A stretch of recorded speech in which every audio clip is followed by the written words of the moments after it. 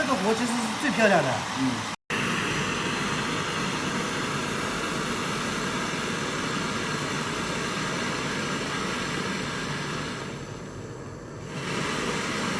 这火力已经。